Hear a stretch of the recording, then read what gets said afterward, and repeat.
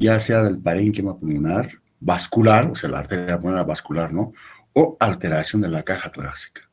Ustedes saben muy bien, alteración, los escoliosis que tienen, ¿no? Entre el origen del tronco de la arteria pulmonar y drenaje de las venas pulmonares. En todo ese sector, entonces, está el drenaje de las venas pulmonares en la aurícula izquierda, ¿no es cierto? Todo ese sector. Ojo, se excluye los casos de hipertensión de la arteria pulmonar en consecuencia de enfermedad primariamente del lado izquierdo, lo que hemos hablado, estenosis mitral, insuficiencia mitral, todo. Entonces, se excluye eso.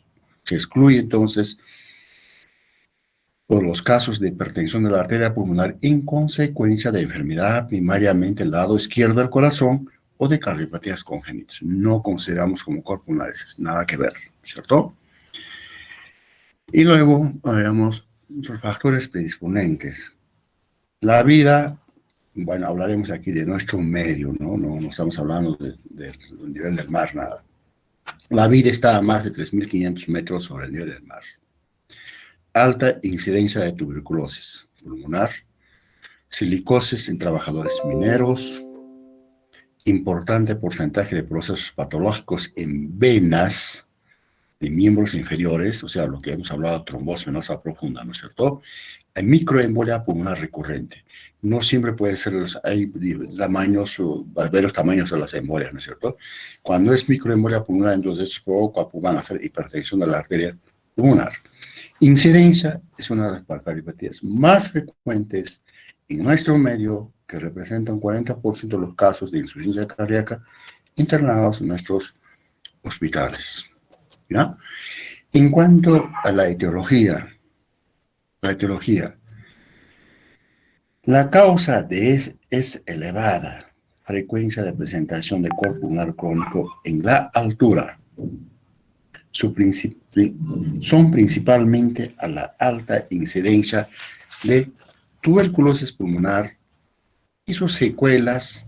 Esta tuberculosis puede dejar secuelas de fibrosis, que es la principal etiología de corazón pulmonar crónico en pacientes atendidos en nuestros hospitales.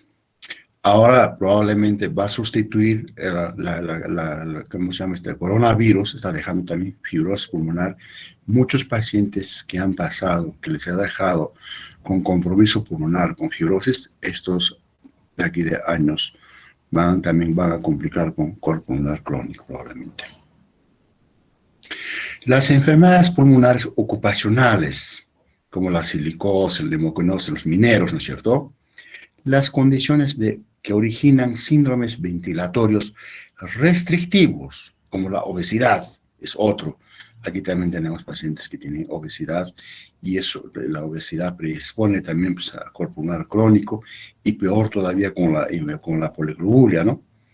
Entonces, en esta obesidad, el síndrome de Pickui, las alteraciones de la caja torácica, también algunos pacientes tenemos con alteración de la caja torácica, escoliosis y escoliosis, ¿no es cierto? La mayor incidencia de complicaciones trombóticas en el sistema venoso, trombosis venosa, ¿no es cierto? Venosa. Es sumada con la residencia de residencia en el medio ambiente epóxico, o sea, lo que vivimos aquí es un medio ambiente epóxico. Y enfermedad pulmonar obstructiva crónica, como el EPOC, también tenemos pacientes con EPOC, ¿cierto? Dentro de las causas más frecuentes tenemos aquí, enfermedades vasculares.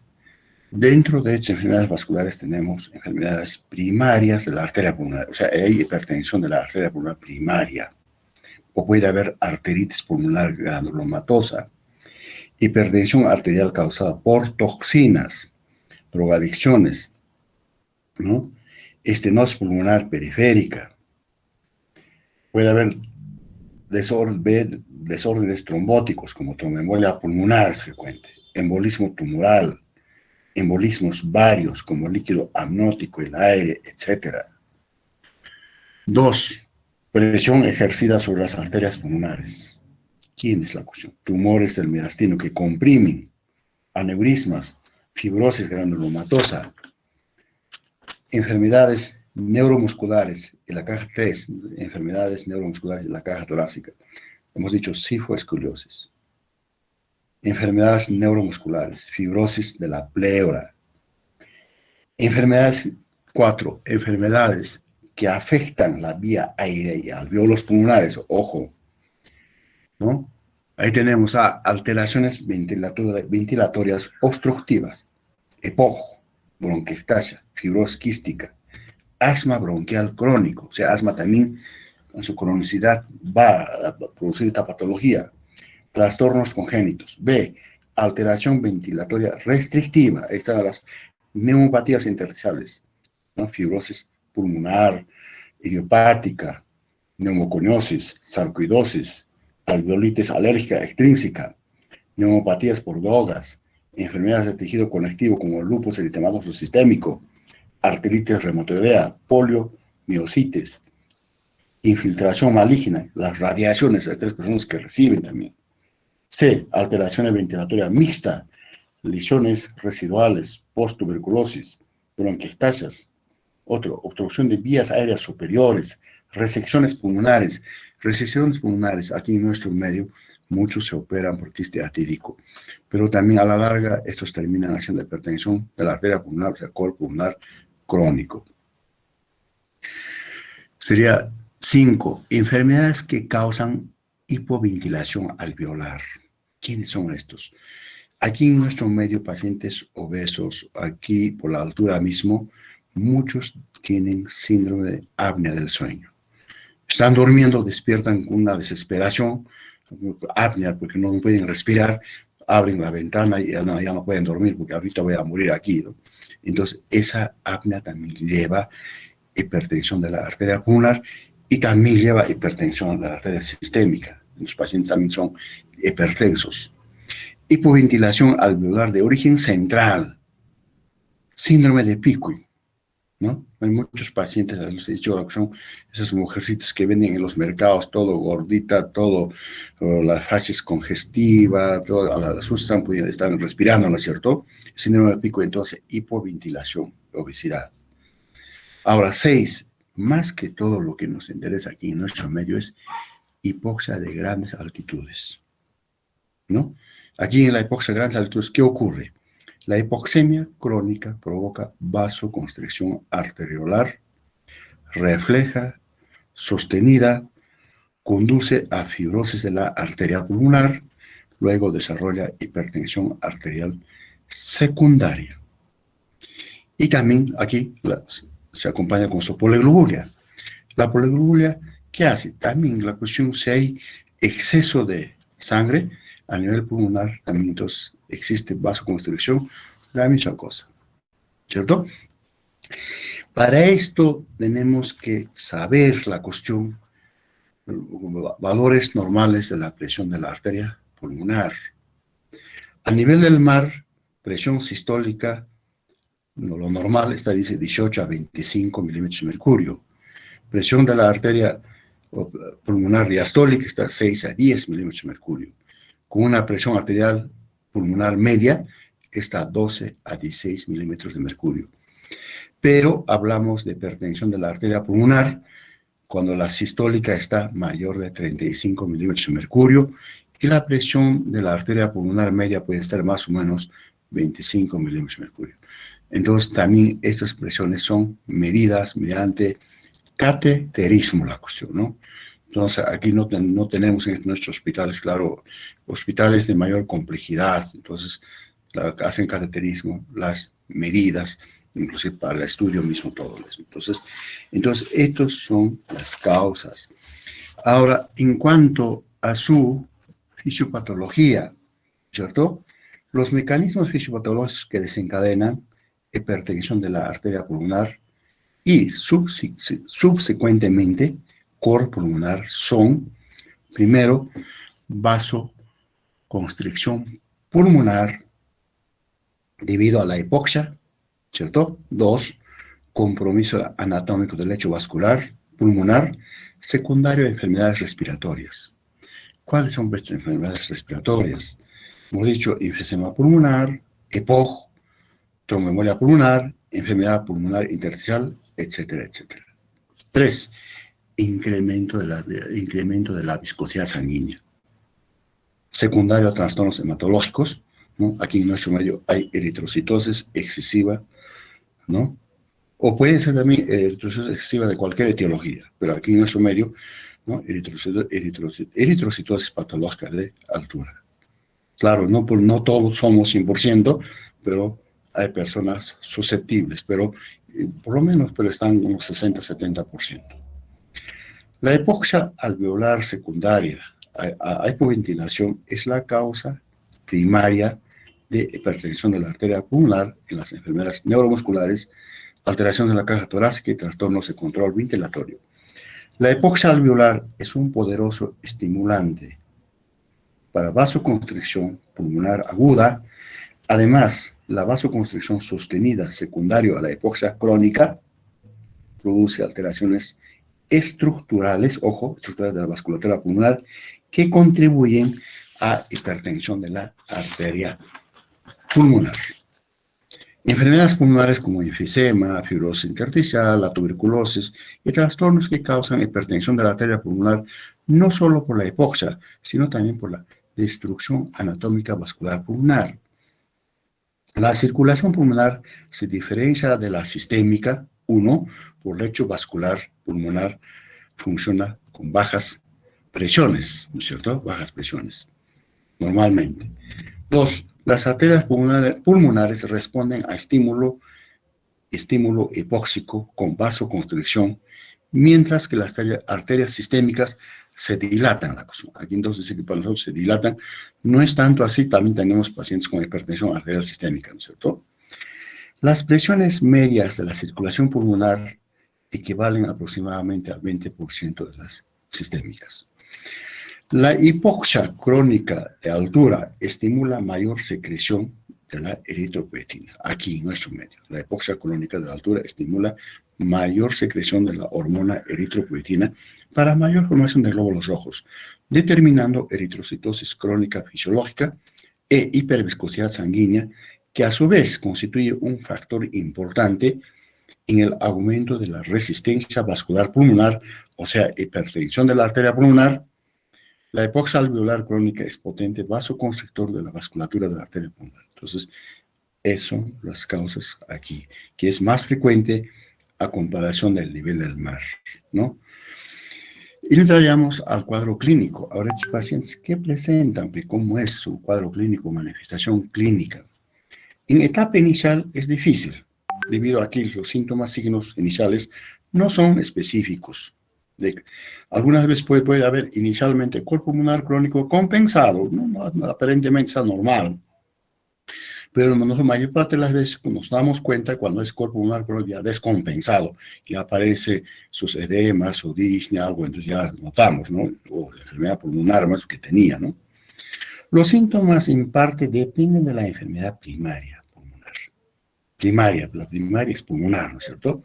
Disnea los esfuerzos, tos seca, o algunos pueden tener tos productiva, hay decaimiento de estado general, fatiga, astenia, somnolencia. ¿Por qué la somnolencia? Por la eritrocitosis, por la poliuria, hasta duermen parados, sentados, duermen estos pacientes. Tienen cefalea. Muchos se confunden, no sé, me duele la cabeza, una cefalea que tienen permanentemente casi. Alteraciones psíquicas por la anoxia cerebral. Algunos pueden tener síncope. Y cuando hacemos exploración física, examinamos, ¿no? Vemos facies pletórica, ¿no es cierto? Pletórica, cianótica, todo, ¿no es cierto? Conjuntivas hiperémicas, rojizas, cianosis periférica, hipogratismo digital, las uñas, disnea expiratoria prolongada, tórax, puede estar con tórax enfisematoso, ya vemos ingurgitación yugular por la insuficiencia cardíaca derecha, edema en miembros inferiores que pueden llegar hasta anasarca, hay hepatomegalia, se palpa, hay reflujo hepatoyugular positivo, sibilancias, estertores, crepitantes, subcrepitantes, depende de la patología, cuál es la causa. Están con taquicardia, taquipnea, reforzamiento del componente pulmonar de segundo ruido cardíaco, soplo sistólico en foco pulmonar, soplo sistólico en foco tricuspidia, ya tienen eso. ¿Por qué ahora estos soplos? Por las dilataciones, ¿no es cierto? Entonces, todo eso ya tienen estos pacientes. Exámenes de diagnóstico, ¿con qué hacemos diagnóstico. Consiste en, uno, ¿no? Ese examen diagnóstico, entonces, uno, reconocimiento de la enfermedad pulmonar. Primeramente, tiene enfermedad pulmonar, con eso ya sospechamos. Segundo, reconocimiento de hipertrofia ventricular derecha. Ya con eso estamos diciendo que este paciente está teniendo cor pulmonar crónico.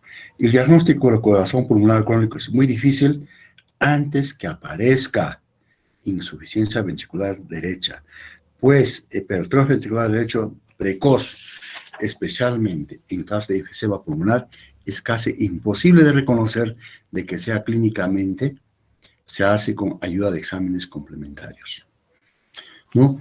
Estos exámenes complementarios, ¿qué cosa utilizamos ahora si nos encontramos con todo esto? Solicitamos una radiografía de tórax, de primera intención. Hay signos radiológicos de cor pulmonar crónico, son tres. Uno, signos de enfermedad básica, o sea, enfermedad parénquima pulmonar, ¿no es cierto? Ya vemos, ya, por ejemplo, podemos hacer fibrosis pulmonar. Dos, signos de crecimiento de cavidades cardíacas derechas. ¿Qué observamos ahí?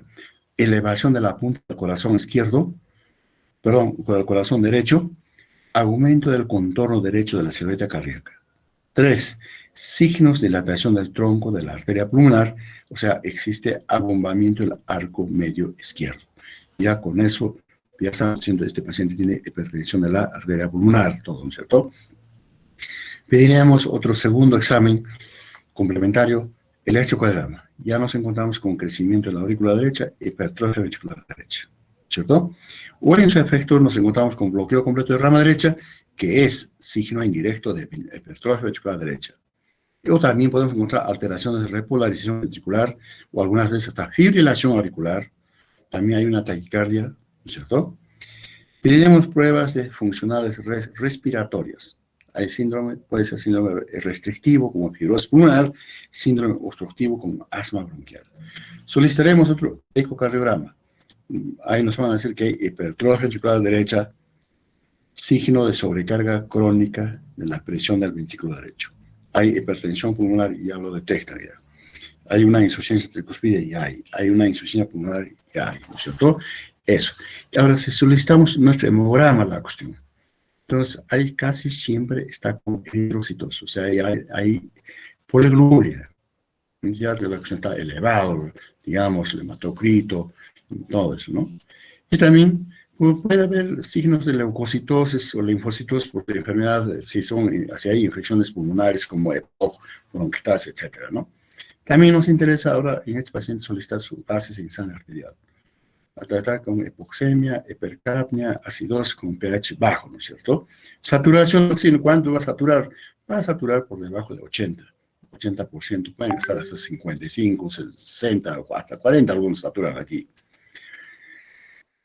Ahora, bueno, si todavía estamos con duda, diremos, tenemos tomografía torácica.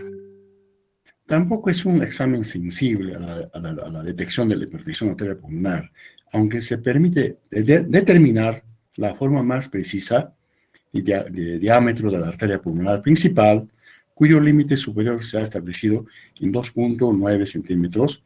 Valores superiores a esta cifra son altamente indicativos de la hipertensión de la arteria pulmonar. Lo correcto es estudio hemodinámico pulmonar, o sea, mediante cateterismo mediremos la presión de la arteria pulmonar. A través del cateterismo derecho podemos evaluar la función cardiopulmonar de los pacientes con cor pulmonar crónico. Es diagnóstico preciso de la hipertensión de la arteria pulmonar. Entonces, esto es lo más esto, ¿cierto? Entonces, con esto ya hemos llegado al diagnóstico. Estamos frente a un paciente que tiene cor pulmonar crónico. Ahora, el diagnóstico diferencial, pues, ¿con qué vamos a confundirnos la cuestión con estos pacientes que lo tenemos? Diagnóstico diferencial. Solamente vamos, uno, con enfermedades pulmonares crónicas. Probablemente todavía no hay hipertrofia ventricular derecha. O bien, algunas veces nos podemos confundirnos con una insuficiencia cardíaca por otras causas, ¿cierto? Entonces, ahora hablaríamos sobre Tratamiento. El tratamiento varía según el proceso patológico. Varía. Primeramente podemos decir traslado a nivel del mar, que es la primera y más importante recomendación para el paciente con diagnóstico de cor pulmonar crónico, con o sin insuficiencia cardíaca derecha.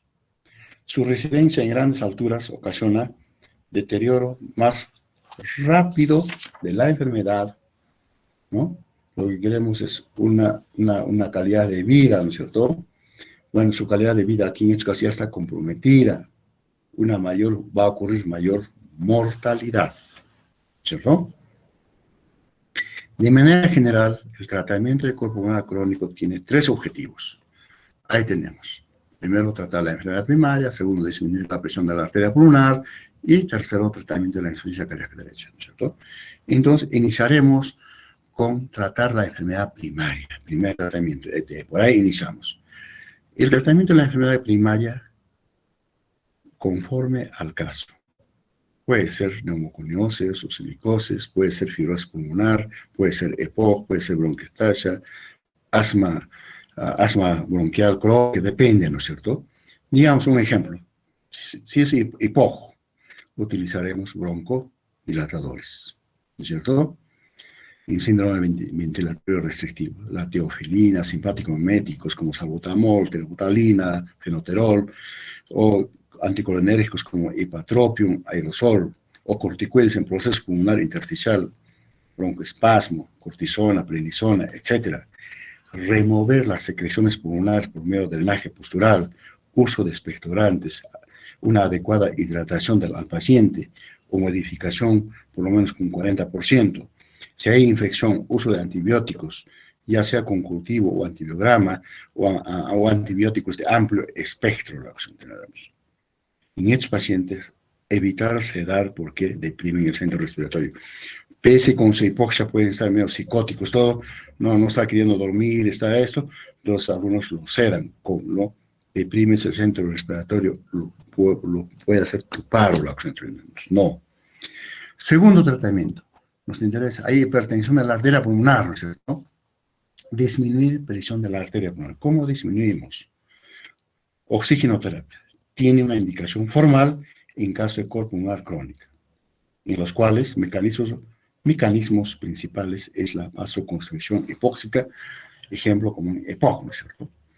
Los efectos de oxigenoterapia son varios. A largo plazo se destaca en lo siguiente. 1. Aumento de sobrevida. 2. Mejora condiciones neuropsicológicas. Ojo. 3. Pequeña reducción de la resistencia al flujo vascular pulmonar y de la presión de la arteria pulmonar con oxigenoterapia continua. O sea, al mismo tiempo, esta oxigenoterapia nos reduce presión de la arteria pulmonar. 4. Reduce también el hematocrito, que estaba muy alto. 5. Mejora la función ventricular derecha. Esta indicación de oxígeno se administra un oxígeno húmedo por catéter nasal con flujos de 1 a 3 litros por minuto. Ojo, no puedes dar más, porque este paciente está acostumbrado a vivir con su hipoxia, ¿no es cierto? Le das 1 a 3 o término medio 2 litros por minuto durante 16 horas. El día tiene 24 horas, 26 horas o más horas cada día. Las indicaciones de oxigenoterapia continúan en el domicilio. Este paciente ya no está para que viva en el hospital porque no es su domicilio el hospital, ¿verdad? Bueno, le enseñan primeros días, hagan tratamiento, listo, ahora usted lleva el oxígeno, tiene que tener su oxígeno, o como aquí en nuestro medio, es salud la cuestión, le pone su oxígeno, su tanque de oxígeno, y van algunas veces, le enseñan cómo poner, y se le acaba su oxígeno, cargan nuevamente su oxígeno, hacen recarga, etcétera, ¿no? Uso de los vasodilatadores.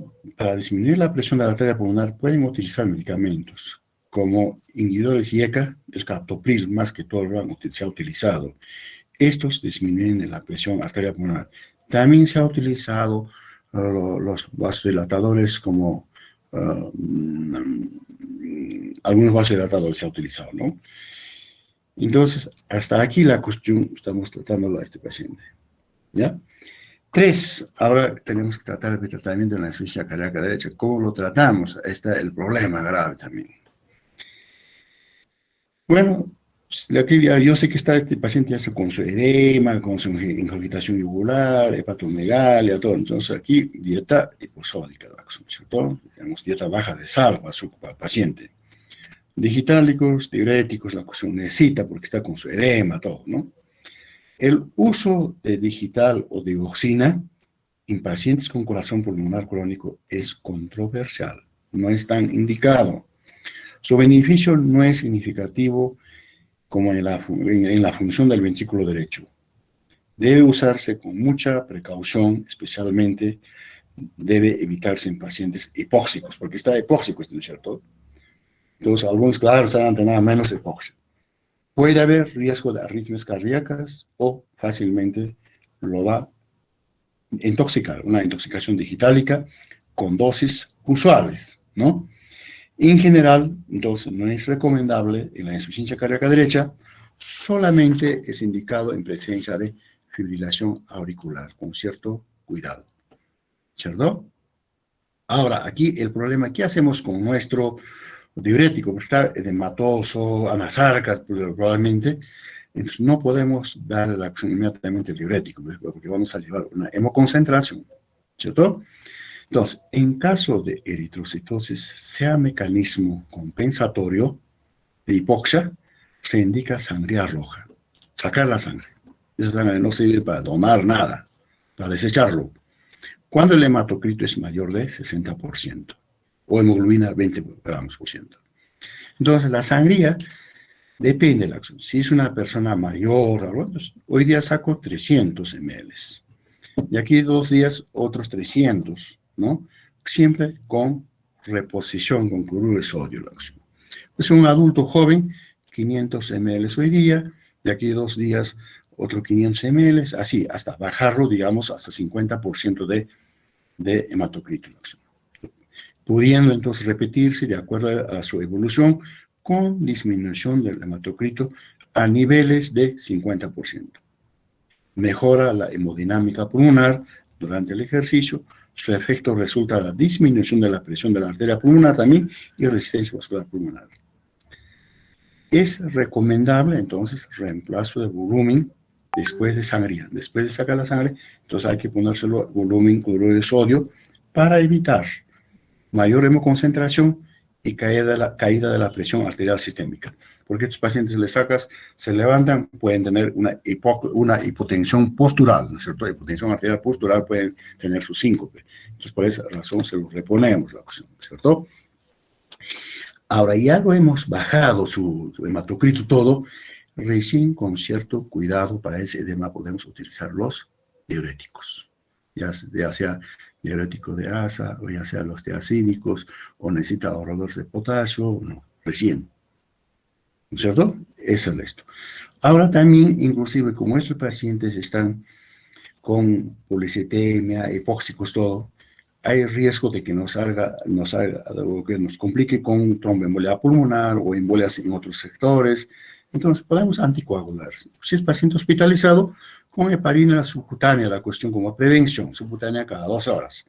O si es afuera, la cuestión, una subwarfarina anticoagulante oral, indica a pacientes con alto riesgo de tromboembolismo. Con alto riesgo de tromboembolismo, sí puede utilizar. Entonces, todos estos son los pasos del tratamiento de la acción. Claro, por supuesto, el paciente, si está en su casa, regresará aquí. Claro, nosotros hemos indicado que se vaya a vivir a nivel del mar, pero no puede. La cuestión, no, con toda la familia tendré que trasladarme, no estoy en condiciones económicamente. Ya, pues, aquí nomás estará en su casa, con su oxígeno, tomando su medicamento, nada más. Ahora, al final, en estos pacientes, ¿qué podemos hacer? Trasplante pulmonar. Trasplante del pulmón es una medida extrema reservada para casos críticos que no responden a ninguna medida terapéutica. No hay otra opción. Entonces, eso es esto. No sé si aquí en Lima están haciendo trasplante porque parece que todavía nada, entonces es otro peligro. Pronóstico. Permanencia de estos pacientes en alturas de más de 3.000 metros sobre el nivel del mar implica una desmejoría de la sintomatología y un pronóstico sombrío en cuanto a la calidad de vida y alta mortalidad. ¿Listo? Ahora, ¿qué podemos recomendar a estos pacientes? Prevención.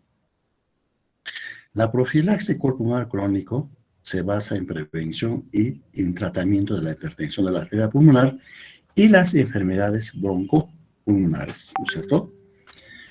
Así, la profilaxis de trombosis venosa profunda resulta en disminución de la ocurrencia de embolias pulmonares. En cuanto al tratamiento eficaz de estas, impide la evolución y la cronicidad de hipertensión de la arteria pulmonar. Combatir en estos casos el tabaquismo, el polvo atmosférico, contribuye para la reducción de la prevalencia de EPOC, principal causa de cor pulmonar crónico. Por supuesto, en otros lugares más los fumadores hay, pero aquí en nuestro medio es más la altura también el problema, ¿no es cierto? Ahora, en las minas, pues ya se controla la cuestión, el trabajador minero, la cuestión, el empresario minero, tiene que dar todas las condiciones para eso, tienen, digamos, inclusive un médico ocupacional para control, todo la cuestión. Por eso el minero también se somete a trabajar, todo controlado, con su radiografía, cómo está su hemograma, cómo está su función renal, con todo la acción. Inclusive, si el trabajador minero se presenta a trabajar, si es gordito, incluso lo bajan de peso o no lo aceptan, ¿no? No lo aceptan. Todo esto bien controlado. Entonces, tiene que ingresar a la empresa a trabajar. ¿En qué condición? Y cuando se retira de aquí de 5 años, 6 años, también tienen que hacer su examen, todos los exámenes, en qué condición está saliendo. Se ha adquirido alguna enfermedad en el trabajo, en la empresa, entonces tiene que indemnizar la empresa minera también. Entonces está controlado ahora ya. Antes no había estas cosas, ¿no? Entonces, todo esto, y no sé si este caso clínico ya conocen ustedes, creo, o no, porque quisiera que me digan, es un trabajador minero, ¿no es cierto? Por favor, que me digan, ¿ya conocen? Todavía no. A ver, Alex o la señorita Mónica.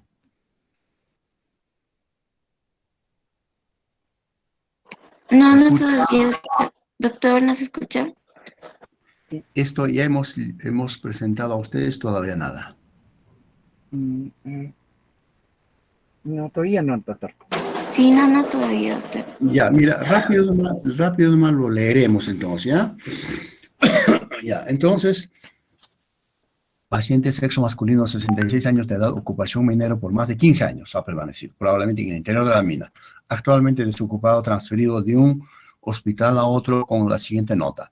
Realizamos transferencia al paciente NN acompañado por sus familiares con historia de disnea a medianos esfuerzos que evoluciona a disnea a reposo, acompañado de tos seca, edema en miembros inferiores con episodios de retención urinaria desde hace 3 días, que progresa a somnolencia, oliguria y rechazo a los alimentos.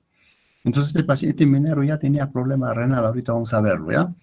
A la exploración física, fases pletórica, solamente responde a estímulos dolorosos, se encuentra disneico, taquipneico, cianosis periférica, febril, ingurgitación yugular, edema en miembros inferiores, 3 cruces, hipocratismo digital con confusión mental y con signos de deshidratación. A la auscultación pulmonar, murmullo vesicular disminuido en forma difusa, con presencia de extractores crepitantes, subcrepitantes, envases y tercio medio, no media, tercio medio de ambos campos pulmonares. Auscultación cardíaca, ruidos cardíacos rítmicos, taquicárdicos. Abdomen asimétrico, globuloso, a la palpación hepatomegalia, doloroso a 6 centímetros por debajo del resguardo costal, en la línea medio clavicular, a la percusión signo de olea positivo. O sea, ya hay ascitis en la acción, ¿cierto?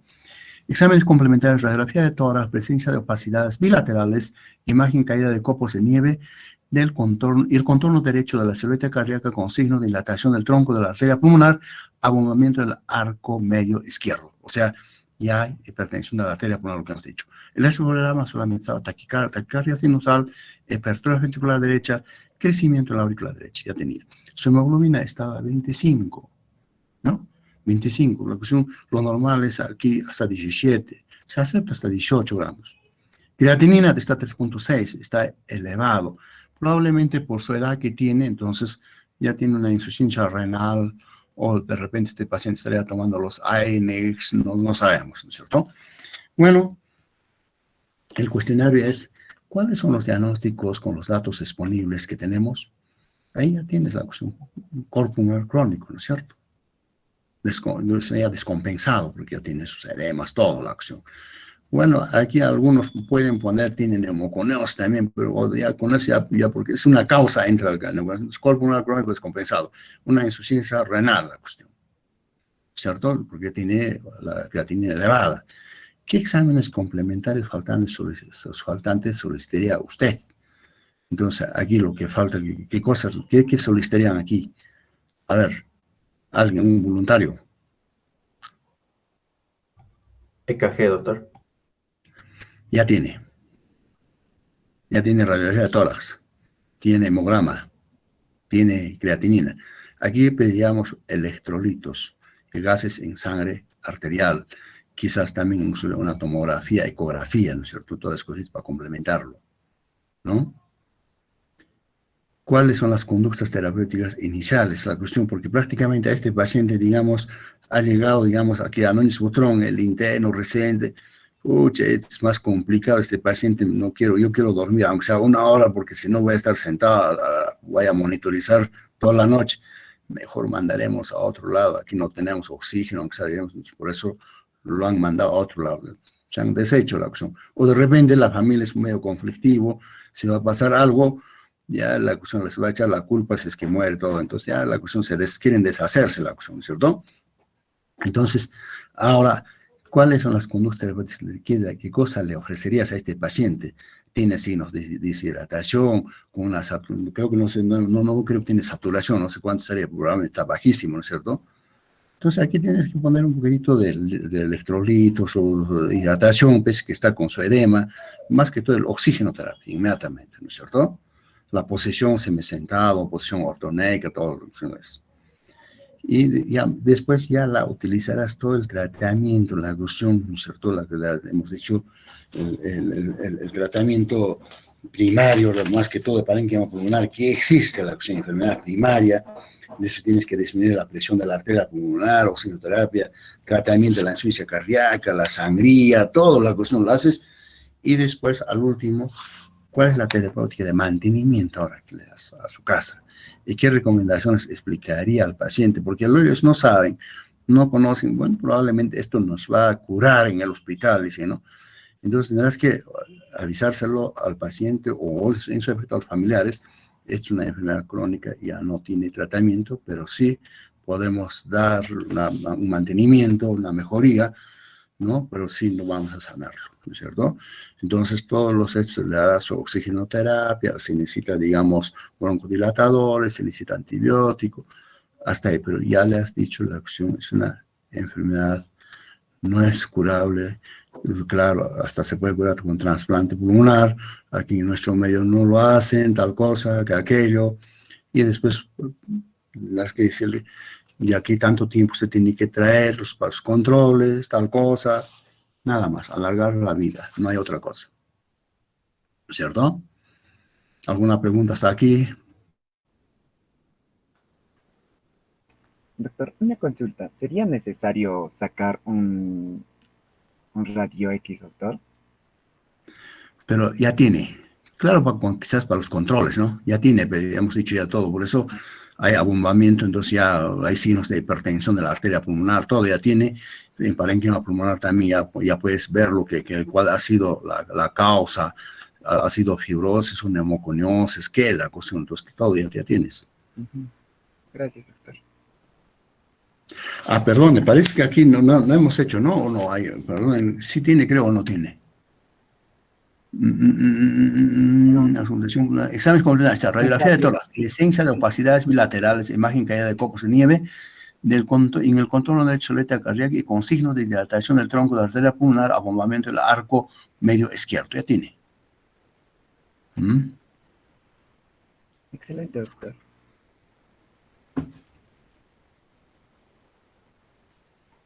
¿Algo más? Bueno, con esta patología casi nos hemos encontrado en el hospital frecuentemente. Esta era pan de cada día, la cuestión, nuestros mineros, la cuestión que llegaban a esto, ¿no? Claro, algunos también son asegurados. El seguro les bota a su casa, la cuestión se les pone en su tanque de oxígeno, cada 15 días creo que su médico o familiar, no sé qué médico llama a la cuestión que visita los domicilios, así lo tienen.